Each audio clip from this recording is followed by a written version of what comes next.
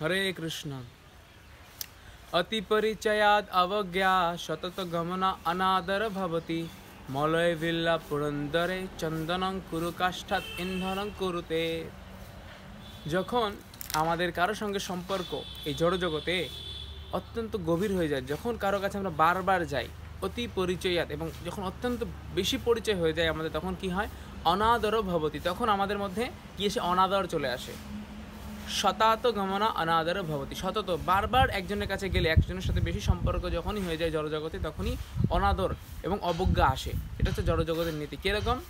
মলয় বিল্লা পুরন্দরী চন্দনং কুরু কাষ্ঠাত, মলয় পর্বতে যে চন্দন যে বৃক্ষ আছে, সেখানে সেখানে যে আদিবাসীরা থাকে, তারা চন্দনের গাছের কাছে থাকতে থাকতে সেই চন্দন গাছের মূল্য তারা বোঝে না। তারা কি করে? সেই ভিলনি, অর্থাৎ যে সেই আদিবাসী যে স্ত্রী, সেই চন্দন কাঠ দিয়ে সে পুড়িয়ে রুটি বানায়।